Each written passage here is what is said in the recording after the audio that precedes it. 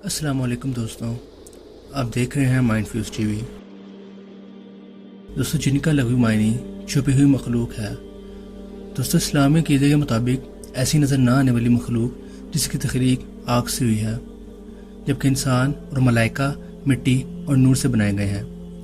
جنوں کے متعلق خیال کیا جاتا ہے کہ وہ مختلف قسم کے روپ بدلنے کی صلاحیت رکھتے ہیں۔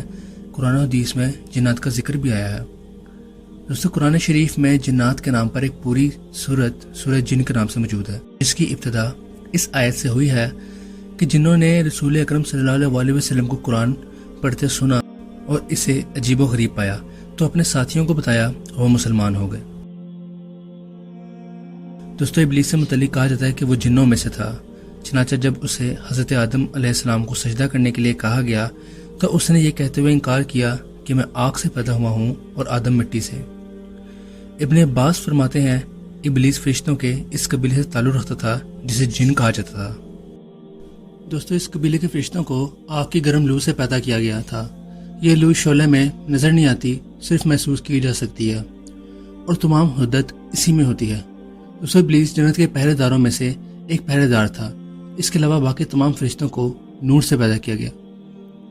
دوستو، ایک اور جگہ فرمایا گیا ہے ابلیس فرشتوں کا سردار تھا اور اس کا قبیلہ ان سب سے معزز و محترم تھا۔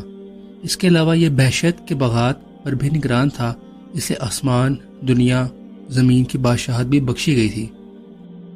دوستو، ابو مالک رحمۃ اللہ علیہ اور ابو صالح رحمۃ اللہ علیہ، ابن عباس اور رحمدانی ابن مسعود اور دیگر صحابہ رسول اکرم صلی اللہ علیہ وسلم سے نقل کرتے ہیں کہ انہوں نے فرمایا کہ ابلیس کو آسمان دنیا پر مقرر کیا گیا تھا۔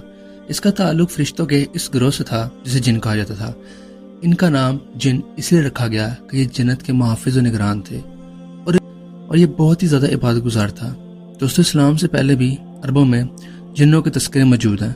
اس زمانے میں سفر کرتے وقت جب رات آ جاتی تھی تو مسافر اپنے آپ کو جنوں کے سردار کے سپرد کر کے سو جایا کرتے تھے۔ دوستو، جنات نے دنیا میں فتنہ و فساد برپا کر رکھا تھا۔ قرآن میں حضرت سلیمان کے متعلق بیان کیا گیا ہے کہ ان کی حکومت جنوں پر بھی تھی۔ حضرت سلیمان نے جو عبادت گاہیں ہیکل بنوائی تھیں وہ جنوں نے بنائی تھیں۔ دوستو، اللہ تعالیٰ کی کتاب قرآن مجید میں بھی جنوں کے وجود پر دلائل موجود ہیں، کیونکہ ان کو اس زندگی اور وجود دینے کا مقصد غرض صرف اللہ کی عبادت ہے۔ جیسے کہ اللہ تعالیٰ نے قرآن مجید میں ارشاد فرمایا ہے، اور میں نے جنوں اور انسانوں کو محض اس لیے پیدا کیا ہے کہ وہ صرف میری ہی عبادت کریں۔ دوستو، ایک اور جگہ اللہ تعالیٰ نے قرآن پاک میں ارشاد فرمایا ہے کہ اے جنوں اور انسانوں کی جماعت، کیا تمہارے پاس تم میں سے ہی رسول نہیں آئے تھے جو تم سے میرے احکام بیان کرتے تھے؟ دوستو، جنوں کی مخلوق ایک مستقل اور ایک علیحدہ مخلوق ہے جس کی اپنی ایک طبیعت ہوتی ہے اور اس سے یہ دوسروں سے ممتاز ہوتے ہیں، اور ان کی وہ صفات ہیں جو انسان پر مخفی ہیں۔ اور جنوں کو جن ان کے چھپنے کی وجہ سے کہا جاتا ہے کیونکہ یہ ہماری آنکھوں سے چھپے ہوئے ہوتے ہیں۔ دوستو، ایسا ہو سکتا ہے کہ ہمارے ارد گرد اس وقت جن موجود ہو، کیونکہ جن ہمیشہ خاموشی سے ادھر ادھر پھرتے ہیں۔ ضروری نہیں ہے کہ جن بولے تو آپ کو پتہ چلے کہ جن ہے۔ دوستو، جن دروازے سے آنے کا محتاج نہیں ہوتا، جن دیوار سے آنے کا محتاج نہیں ہوتا، یہ کبھی بھی ظاہر ہو سکتا ہے اور ہمارے ارد گرد کبھی بھی موجود ہو سکتا ہے۔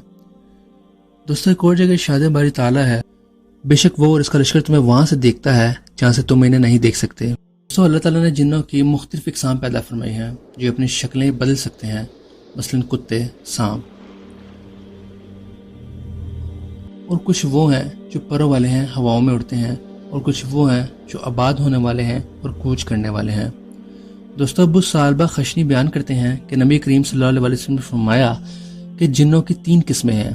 ایک قسم کے جن پر والے ہیں اور ہواؤں میں اڑتے پھرتے ہیں۔ ایک قسم کے جن وہ ہیں جو مختلف جانور کے روپ دھار لیتے ہیں، مثلا سانپ، کتے وغیرہ، اور ایک قسم کے آباد ہونے والے ہیں اور کوچ کرنے والے ہیں۔ اللہ تعالیٰ نے ہمارے لیے ان کے بعض قدرات بیان کی تھیں۔ اللہ تعالیٰ کے نبی سلیمان علیہ السلام سے ایک سخت اور چالاک جن نے یمن کی ملکہ کا تخت بیت المقدس میں اتنی مدت میں لانے کا وعدہ کیا کہ ایک آدمی مجلس سے نہ اٹھاؤ۔ دوستو، ارشاد باری تعالیٰ ہے، ایک کبھی ہیکل جن کہنے لگا، اس سے پہلے کہ آپ اپنی مجلس سے اٹھیں میں اسے آپ کے پاس لا کر حاضر کر دوں گا۔ یقین مانے میں اس پر قادر ہوں اور ہوں بھی ماندار جس کے پاس کتاب کا علم تھا، وہ بول اٹھا کہ آپ پلک جھپکائیں، میں اس سے بھی پہلے آپ کے پاس پہنچا سکتا ہوں۔ جب آپ نے اسے اپنے پاس پایا تو فرمانے لگے، یہ میرے رب کا فضل ہے۔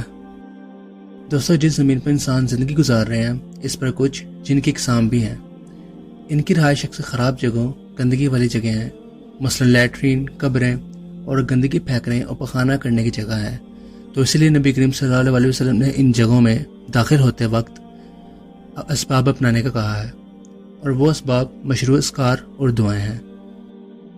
انہی میں انس بن مالک حدیث بیان کرتے ہیں کہ جب نبی کریم صلی اللہ علیہ وسلم بیت الخلاء جاتے تو یہ فرمایا کرتے تھے، اے اللہ، میں خبیثوں اور خبیثنیوں سے تیری پناہ میں آتا ہوں۔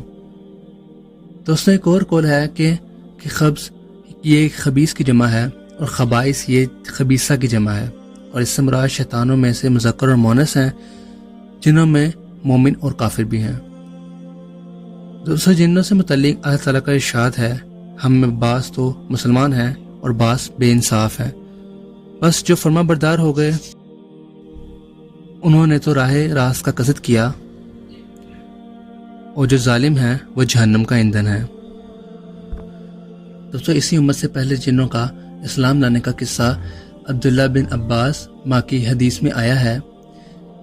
وہ بیان کرتے ہیں کہ نبی کریم صلی اللہ علیہ وسلم اپنے کچھ صحابہ کے ساتھ سوق عکاظ جانے کا ارادے سے چلے۔